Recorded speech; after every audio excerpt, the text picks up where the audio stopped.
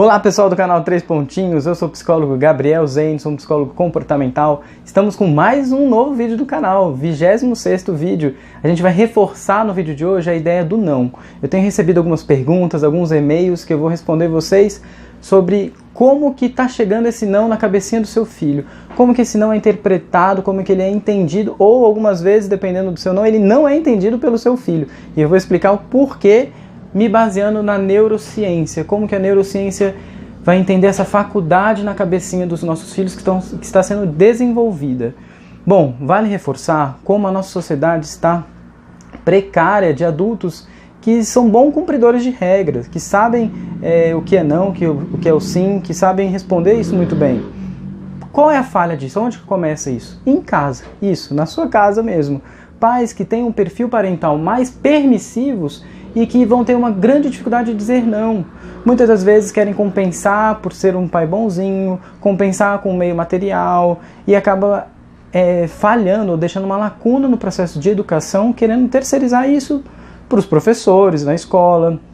E a escola é responsável pelo processo de escolarização e não pelo processo de educação. A educação começa em casa e começa com a capacidade de dizer não. Por isso que eu vou orientar vocês.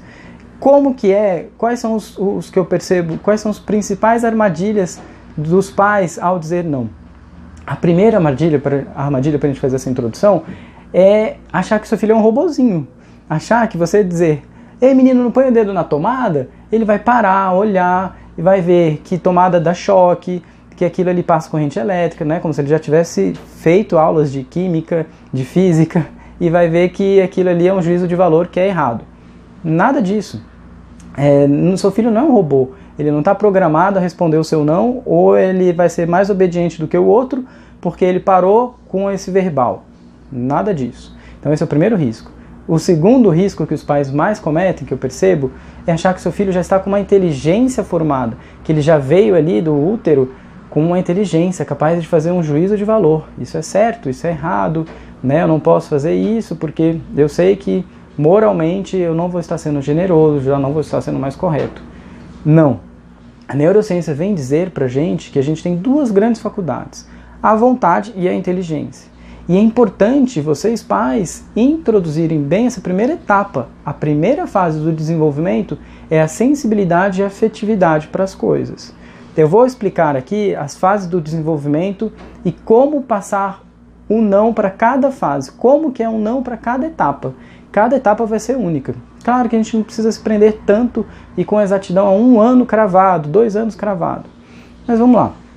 Entre ao primeiro ano, ao terceiro ano de vida, que começa a desenvolver esse verbal, as crianças são muito sensitivas. Então elas precisam traduzir emoções. Uma cara triste, uma cara de raiva, uma cara de alegria dos pais.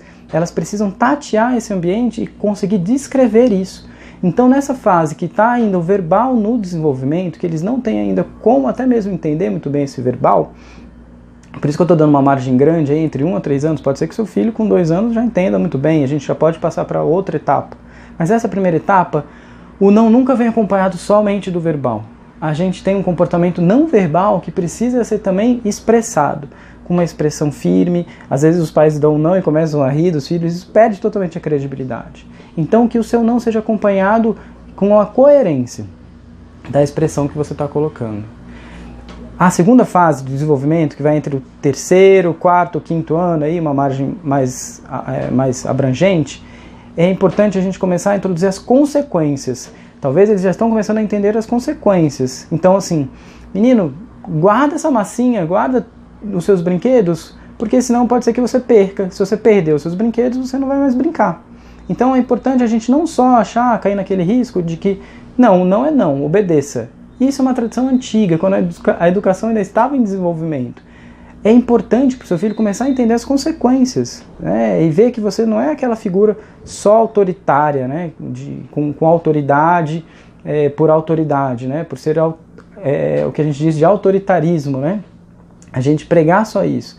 A gente tem que ver que a gente é uma figura de respeito, de autoridade, por conta da manutenção da sobrevivência daquela criança. Então mostrar as consequências é um ato nobre, sabe? Um ato de amor para a gente mostrar isso para os nossos filhos. Então, nessa faixa etária entre 3 até os 4, 5 anos, é importante você introduzir as consequências para todos os nãos que você coloca.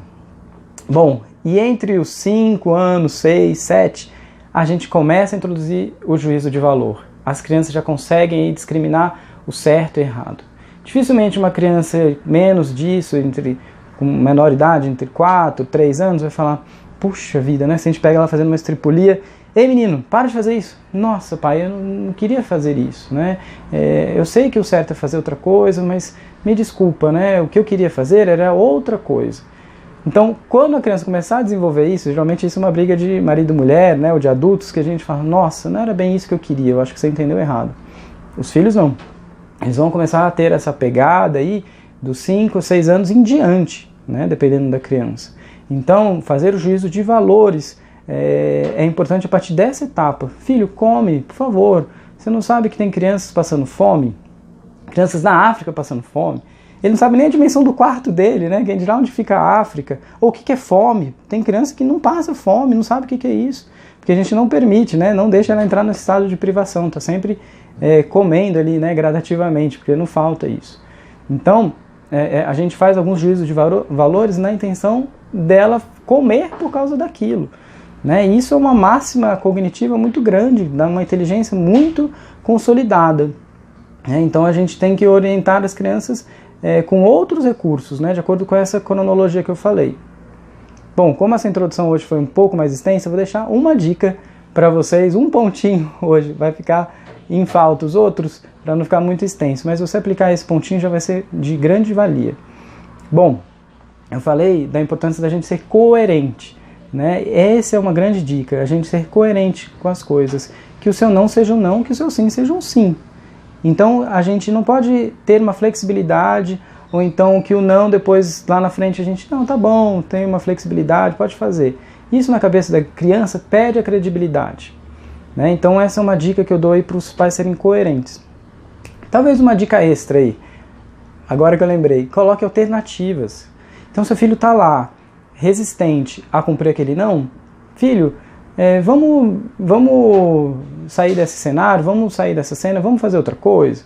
Né? Então ele está resistente, por exemplo, a arrumar o quarto. Então vamos lá, eu pego você e vamos arrumar o papai aqui, o papai vai ajudar você. Ou então ele está resistente a sair da loja de brinquedo, que quer ficar na loja de brinquedo. Apresentar uma alternativa para o seu filho é uma dica valiosa.